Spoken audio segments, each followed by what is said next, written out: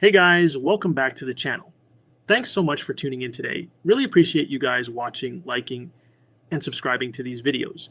So guys, today I want to talk about why 2025 might bring even higher prices in the car market.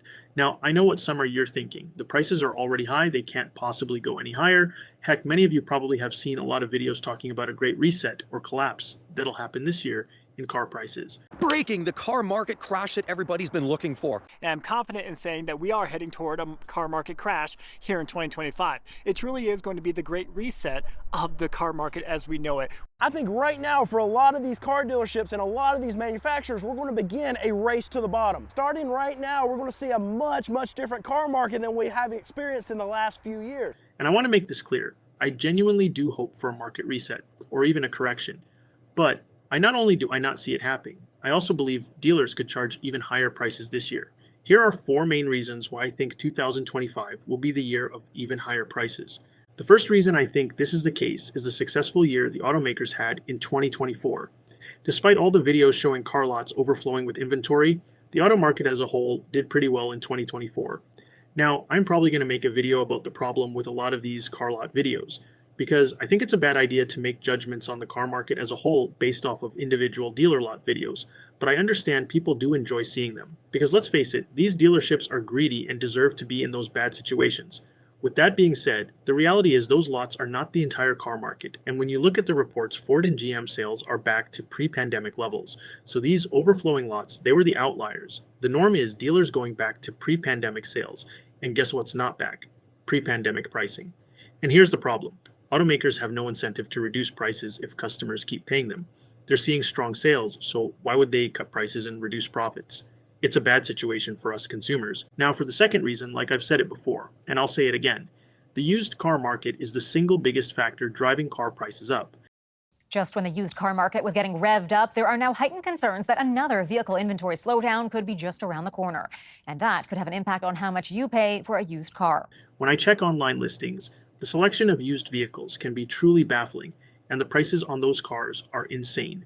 Guys, you have to remember every time you go and search used vehicles and just end up stopping the search because you're frustrated by the lack of quantity or quality, there's probably at least 2 or 3 other people who are in the same boat, and guess what? A lot of those people will just buy an overpriced new car instead.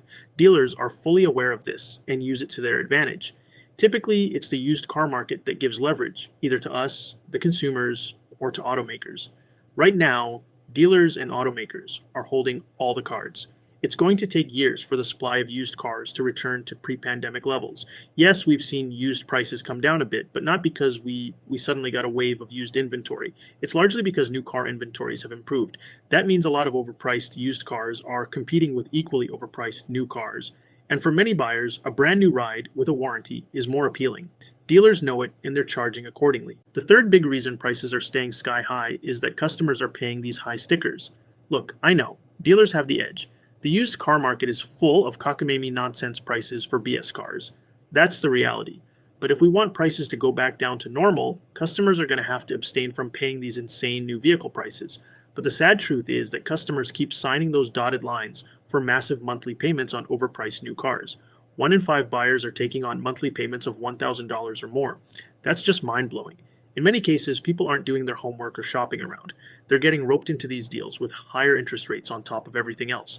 Even those who keep it under $1,000 a month are often doing so by stretching their loans out to 72 or even 85 months. Folks, that's 6 to 7 years of payments. That's a recipe for long-term negative equity, which brings us to our next point.